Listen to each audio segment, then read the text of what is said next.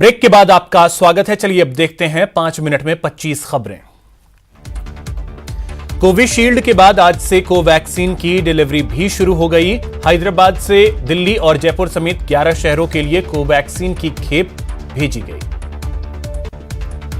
16 जनवरी से भारत में दुनिया का सबसे बड़ा वैक्सीनेशन प्रोग्राम शुरू होगा। प्रधानमंत्री नरेंद्र मोदी वर्चुअली इसकी शुरुआत करेंगे। प्रधानमंत्री इस मौके पर वैक्सीनेशन से संबंधित कोविन ऐप भी लॉन्च करेंगे।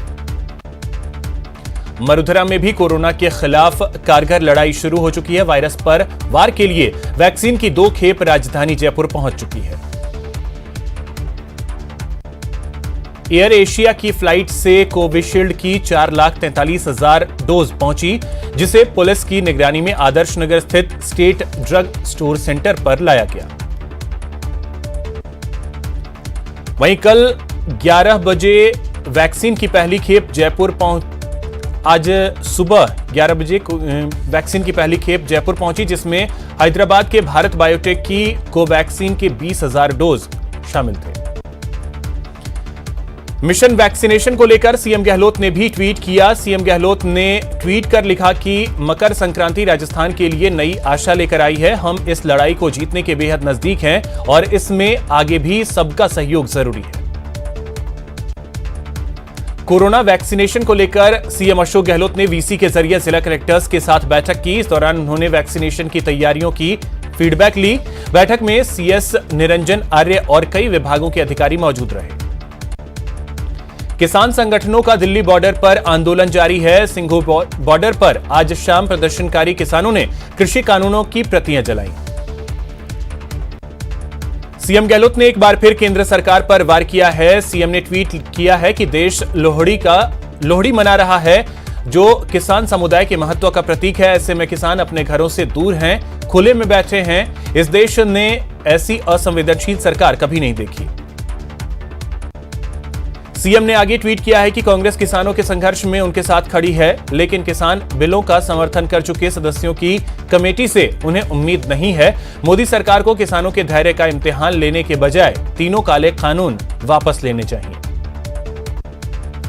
फसल बीमा योजना के 5 साल पूरे होने पर पीएम ने किसानों को बधाई दी है। पीएम ने ट्वीट किया है कि इस स्कीम के तहत नुकसान का कवरेज बढ़ने और जोखिम कम होने से करोड़ों किसानों को लाभ हुआ है। इसके साथ ही लाभार्थियों को मेरी बहुत बहुत बधाई।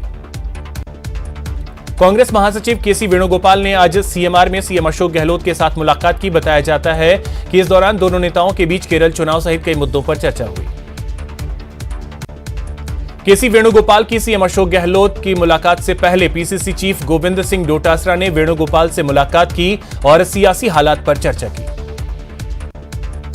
जयपुर में आज बीजेपी की अहम बैठक हुई। इसमें निकाय चुनाव के प्रत्याशियों के नामों पर चर्चा हुई। मीटिंग में बीजेपी प्रदेश अध्यक्ष सतीश पूनिया सहित पार्टी के वरिष्ठ नेता मौजूद रहे। उद्योग मंत्री प्रसादी लाल मीणा के बयान पर सांसद किरोड़ी लाल मीणा ने पलटवार किया। उन्होंने कहा कि राजस्थान का बीजेपी परिवार एक है और सब मिलकर काम करेंगे। राज्यसभा सांसद किरोड़ी लाल मीणा ने दौसा के महवा में जन सुनवाई की। इसके बाद उन्होंने भ्रष्टाचार के खिलाफ रैली निकाली और एसडीएम कार्यालय में ज्ञापन भी सौंपा। राजस्थान विश्वविद्यालय और उसके जुड़े सभी महाविद्यालयों में अब पेयजल की समस्या नहीं रहेगी। मुख्यमंत्री अशोक गहलोत राजस्थान विश्वविद्यालय बीसलपुर पेयजल परियोजना का 15 जनवरी को वर्चुअल शिलान्यास करेंगे।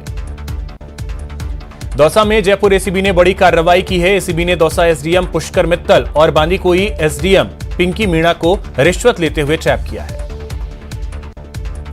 दोनों एसडीएम पर सड़क निर्माण कंपनी से रिश्वत लेने का आरोप है। फिलहाल एसीबी दोनों आरोपी अधिकारियों के आवास और ऑफिस पर सर्च कर रही है।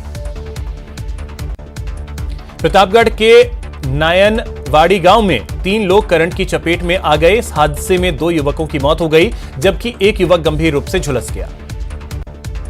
नागौर के मुंडवा के सीमेंट प्लांट में एक मजदूर की मौत हो गई, जिसके बाद बवाल मच गया। मुआवजे की मांग को लेकर परिजनों ने जमकर बवाल काटा।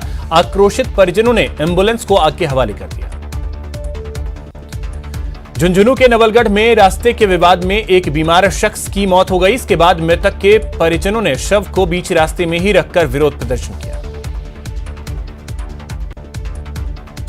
राजस्थान के 16 जिलों में बर्ड फ्लू की पुष्टि हो गई है। पॉजिटिव जिलों में टोंक और करौली का नाम भी शामिल हो गया है।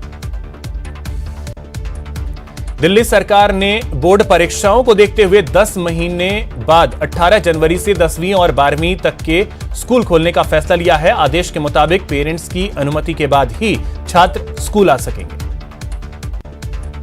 सीबीएसई बोर्ड की तरह राजस्थान में भी 10वीं और 12वीं क्लास की परीक्षाएं मई से शुरू होने की संभावना है। हालांकि बोर्ड परीक्षा का शेड्यूल जारी अभी तक नहीं किया है। केंद्रीय जल